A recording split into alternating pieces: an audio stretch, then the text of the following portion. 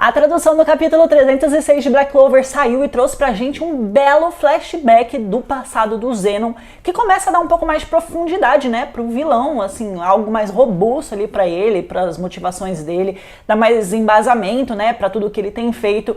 E talvez esteja aí começando a construir a origem de um outro personagem. Mas calma que a gente vai conversar sobre tudo isso, então vem comigo pra gente fazer a análise desse capítulo. Não esquece de deixar o seu like aqui, se você não é inscrito, se inscreve.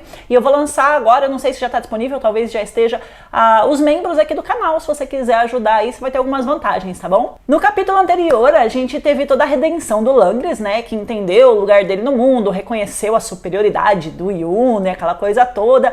E no finzinho, o Yuno tava lá ativando o modo cheater dele para tentar bater de frente com o Zenon, e na hora que ele terminou de juntar essa energia necessária que ele precisava, ele apareceu com uma nova arma que a gente viu que era o arco e flecha com o nome do espírito de Euros. Então o 306 começa já com o Yuno mirando o tiro no diabudo lá, gente, e eu não esperava tanta eficácia logo de cara, mas o negócio é que o Yuno transformou o Zenon num Arrancar. Mano, abriu um buraco aqui no peito do Zenon, mas foi tão certinho, tão redondinho, que parecia um crossover entre Black Clover e Bleach. Na hora eu não tive como não pensar nisso.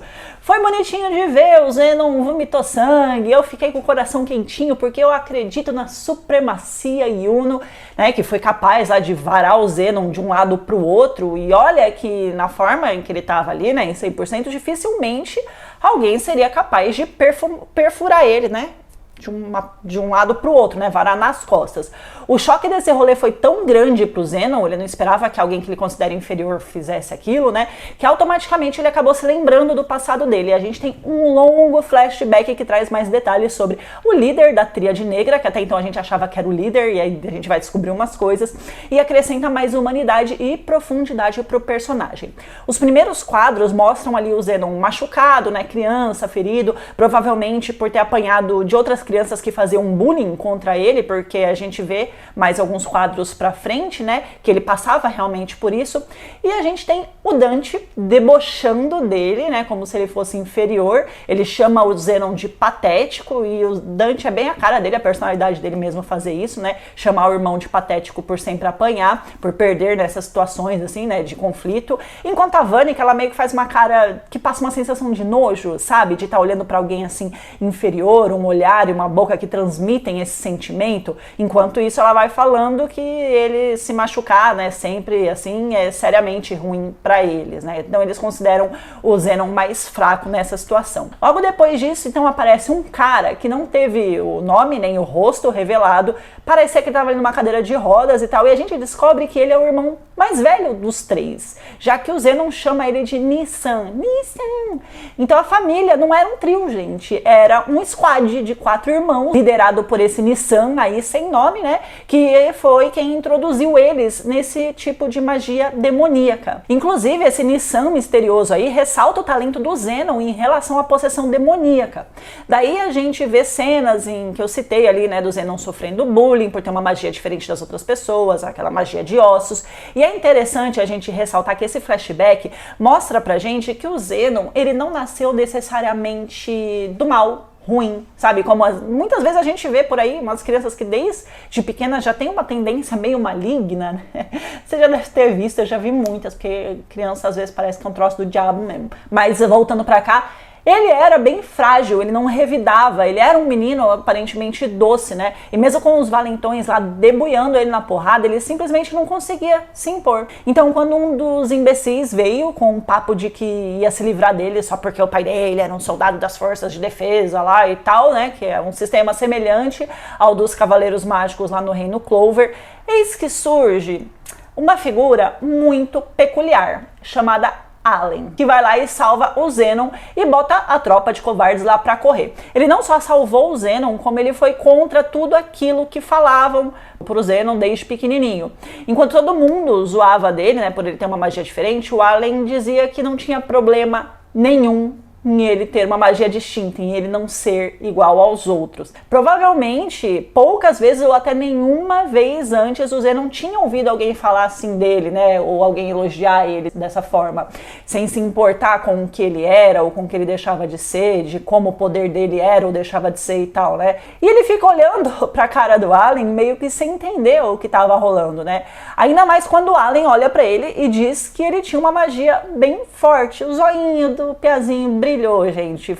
Deu uma dosinha de ver. Provavelmente até esse momento nem o Zenon tinha se dado conta de que a magia dele era muito forte. Porque por causa do bullying que ele sofria, ele se reprimia, né? Ele não demonstrava todo o potencial que ele tinha. Imagina, uma criança que tem um padrão muito diferente das outras tem a tendência de esconder esse padrão ao invés de mostrar. E por isso ele acabava sempre apanhando. Ele se reprimiu tanto por ser diferente que ele não se permitia usar o seu verdadeiro poder nem para se defender. E é a partir dessa introdução do Allen que a gente tem algumas coisas importantes para analisar, como a alegoria que o Tabata fez entre o Zenon, Allen, Yuno e Asta. Primeiro que eles dois crianças são fisicamente muito parecidos com o Yuno e o Asta, né? Também quando eles eram crianças. E segundo, nitidamente a forma como o Zenon era maltratado e o Allen chegou para defender o Pia, que era muito forte, né? Inclusive, como o Yuno também era, mas que não se dava conta, né? Não sabia se defender e só chorava, é um paralelo em relação ao Yuno e o Asta quando eles eram pequenos. Além disso, o Allen é a cara cuspida, escarrada do Asta, mas já já a gente fala sobre isso porque tem bastante coisa pra falar, porque assim que o Allen salva o Zenon, a gente descobre que o Reino Spade estava passando por uma situação política bem complicada. O país estava sendo assolado por uma neve que dá a entender que está caindo já há muito tempo e isso prejudica muito o reino inteiro, né? A criação de animais, que não tem como você criar porque eles morrem devido ao frio intenso, as plantações, que tudo queima, né? Não tem como você plantar nada e, consecutivamente, faz com que o povo tenha menos suprimento e fez com que o reino Spade passasse por uma situação econômica bem difícil, né? Se não tem como criar animal, plantar suprimentos, o povo vai perecendo de fome. O que tem para vender fica tudo muito caro, porque a demanda é alta, né? A necessidade é alta, mas a oferta, o que você tem para vender, é baixa. E isso provavelmente fazia estourar as guerras civis que eles citam ali na conversa entre os dois. Além disso, Spade também vinha sofrendo com as invasões constantes do reino Diamond, que provavelmente vai ser o foco do próximo arco. Então, o contexto da infância não é só particular, né, só da experiência particular do Zenon, mas também de uma experiência coletiva que ele tinha que era bem complicada e bem traumática. Enquanto eles conversam sobre esses problemas, o Tabata cria mais um paralelo entre eles e o Yuno e o Asta, com o Allen tendo um discurso bem semelhante ao do Anão Bombado, falando que quer ficar mais forte para proteger as pessoas, aquela coisa e tal, né, com o mesmo objetivo de se tornar Rei Mago, que em Spade eles chamam de comandante das forças de defesa dos magos. Para poder, ele quer se tornar isso por quê? Porque ele quer poder dar uma vida digna aos marginalizados, assim como o Asta também, né? E pode parecer meio rápido ali esse momento que cria essa amizade incrível, tal, e logo depois que o Allen diz tudo isso, o Zenon diz também que quer se tornar comandante lá, até então ele nunca tinha tido esse pensamento, mas na minha opinião, esse encontro, né, e esse discurso no jutsu do Allen virou uma chavinha no Zenon, sabe? Deu um estalo na cabeça dele, mudou a visão que ele as coisas e deu também, além de esperança, um objetivo de vida para ele, que até então ele não tinha. O objetivo dele era do irmão mais velho lá, e que foi o que acabou dando forças para ele finalmente se impor e aperfeiçoar a magia dele, receber o Grimório e finalmente enfrentar o irmão dele, cortando o vínculo com a magia de demônios até então. Ele conseguiu entrar para a tropa mágica lá, recebeu reconhecimento pelo poder dele, quando provavelmente aquele cara que é o capitão, devia ser o capitão deles, diz que ele é um gênio com a magia de ossos e tal, ele ficou pica. E ele nitidamente ficou mais forte que o Alan, que se tornou o melhor amigo dele ali, os dois caminharam juntos, né, por todo aquele tempo, e eu acho bem fofinho que enquanto o Allen tá ali numa disputa de quem fica mais forte, o Zenon não enxerga as coisas dessa forma. Pro Zenon não existe essa rivalidade entre eles. O Allen diz que não vai perder na próxima, o Zenon diz que não há vencedores ou perdedores. Por quê? Porque ele tá focado no objetivo dele, mas ele não tá numa rivalidade, ainda que saudável, né, entre os dois, como o Allen tá lá. Então, claro, tudo até aqui tá tudo bem, então o que poderia acontecer? merda, óbvio, né? Sempre tá tudo bem, acontece merda. Estoura lá uma masmorra e quando eles entram pra investigar, tinha um demônio que eles não faziam ideia que existia naquele local. E se vocês notarem bem, na hora que eles estão lutando lá, o Allen vai atacar o demônio e ele está segurando uma espada na mão. Um espadão, mas deixa isso aqui no ar porque já eu comento sobre isso. Porque como o Zenon tem bastante conhecimento sobre demônios, já que ele trabalhou, né, muito com essa linha de magia quando ele era criança, ele entende que eles não são paros pro capeta que tá lá dentro e ele precisa usar a magia mais pica que ele tem. Só que o Allen, né, na ambição de se tornar o comandante, de ficar mais forte, ter mais reconhecimento, cai na armadilha do demônio e vai pra cima dele que nem um homem-bomba. Mas isso acaba criando também ali, apesar de ser muito perigoso, o único momento que o Zenon poderia de fato vencer aquela batalha usando o alto power lá, o poder mais pica dele. Só que para isso acontecer, ele vai precisar matar o melhor amigo dele, né? Aquele que deu esperanças para ele, aquele que salvou ele da solidão. Gente, puta decisão difícil, porque ou ele mata o Allen e todo mundo ali sobrevive, ou então todo mundo, inclusive ele, morrem ali. Fora que o caos ia atingir o reino, né, com as multidões sendo exterminadas pelo demônio, que com certeza iria sair dali depois de aniquilar todos eles. Então, meus amigos, o Zenon ataca uma rajada de ossos e perfura o Allen, atinge bem no meio e pega o demônio e mata o demônio nesse ataque aí. Isso daí girou outra chavinha na cabeça dele, né? O sentimento de derrota, mesmo tendo vencido o capiroto, foi absurdamente grande, já que para poder vencer o bicho, o melhor amigo dele foi morto por ele. O choro dele foi um dos mais doídos que eu já vi em mangá, porque o rosto ficou muito expressivo. A quantidade de traços, né, que foi ali feito, criando muita profundidade na expressão, com muitas linhas, sombras, lágrimas. Foi um retrato muito realista da dor que o Tabata fez ali em relação ao Zenon. Ficou extremamente incrível esse painel. Eu amei. E como eu disse, esse acontecimento aí virou uma chavinha na cabeça do rapazote, que entendeu que o poder ele é algo absoluto para tudo.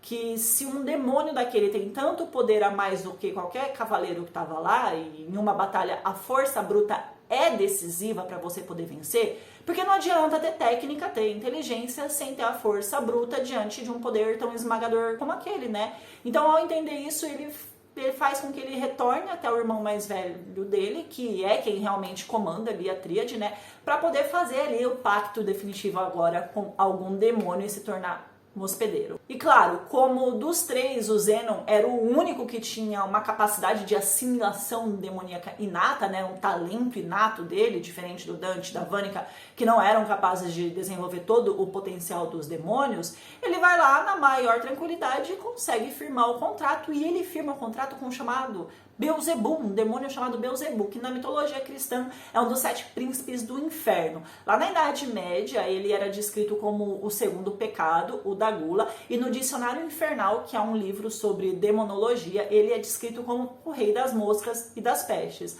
Além disso, ainda para o cristianismo, ele é o 4º demônio mais forte do inferno. É o irmão mais velho do Lúcifer e é o pai do Belial. Ou seja, esse demônio é brabo. E ele é mesmo, porque infelizmente eu já tive uma experiência horrível com essa porra desse bicho aí, depois que eu tive um sonho há uns 10 anos atrás, em que minha mãe, que já tinha morrido naquela época, se transformava nele. E gente, vocês podem até não acreditar, mas depois daquele sonho, uma semana inteira minha casa sofreu com um enxame sobrenatural de moscas e não tinha de onde vinham as moscas. Eu olhei o bairro inteiro, tá? Foi sobrenatural, mas era muito fora do comum. Se vocês quiserem, uma hora eu conto essa história pra vocês. Por quê? Voltando aqui pro mangá, primeiro, eu achei muito legal que pelo menos o Zenon tenha tido um desenvolvimento melhor, uma motivação mais real para se tornar quem ele realmente é, já que o Dante e a Vanica eram maus só por serem, né?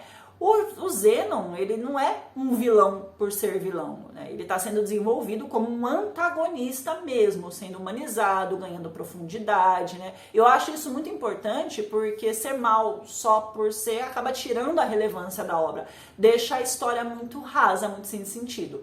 Segundo, o Zenon consegue de fato virar o hospedeiro e esse capítulo aqui acaba com algumas questões.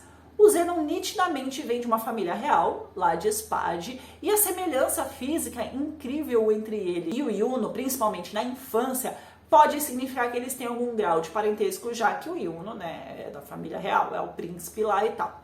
E diferente da Vanica e do Dante, ele tem uma motivação que ainda não foi revelada para poder fazer tudo isso. Provavelmente nos próximos capítulos a gente vai descobrir. Agora, sobre o Asta e o Allen, gente, é inegável a ligação entre eles. Mesmo cabelo, mesma sobrancelha, mesmo formato de olhos, mesmo sorriso, mesmas ambições, tudo. Então, por isso, eu acho que os dois estão conectados de alguma forma, eles têm algum parentesco, o que poderia significar que o Asta, na verdade, não nasceu em Clover, mas sim em Diamond. Se você analisar os nomes, Asta, Allen, né, são nomes relativamente bem parecidos, o que reforça ainda mais uma possível ligação entre eles, que fica ainda mais forte quando a gente vê que o Allen ataca o demônio com uma espada também, como o Asta. Não mostrou o grimório dele, então pode ser, talvez, que o grimório dele seja o grimório que o Asta usa, ele tinha aquele grimório, não sabemos, vamos descobrir nos próximos capítulos. Mas, ou seja, a história está caminhando para trazer mais uma revelação sobre a família do Asta com toda certeza. Eu acho que o Allen parece bastante com a Lishita, então a minha teoria é que ele é tio do Asta, até porque não me parece que quando ele morreu ele já tinha idade para ter tido um filho, mas vai saber também essa juventude moderna e hoje em dia, né? E também, de alguma forma, eu acho que pode ser que ele tenha ligação com o Nachi, que já foi dito no mangá, estava de olho no Asta há muito, muito tempo. Inclusive, existe a teoria de que quem enviou o Grimório de 5 folhas lá com o demônio dentro pro Asta teria sido o Nachi, que é da única família que mexia com magia demoníaca, né, e pactos demoníacos lá em Clover. Então, um dos motivos que o Nachi poderia ter enviado o Grimório com o demônio pro Asta seria justamente, né, algum motivo de ligação da família do Asta com os demônios. Até porque quando o Asta ganhou o Grimório dele, o Nachi estava lá no reino Diamond, escondido, né, infiltrado. E outra, quem é o irmão mais velho que lidera lá e manipula a tríade? O que ele quer? O mangá ele tá tomando um curso diferente, né? Um curso a mais, além do objetivo de salvar o Yami e o Vengeance. Então, algumas coisas que vão acontecer agora vão servir para poder conectar os personagens e elucidar algumas questões que estão sem resposta. Então, deixa aqui nos comentários a sua teoria, o que é que você acha, que na semana que vem eu tô de volta com mais Black Clover para vocês. Não esqueçam de ver os outros vídeos que estão saindo aqui do canal, além de Black Clover, tá bom, gente? Beijo para todo mundo. Até a próxima. Tchau.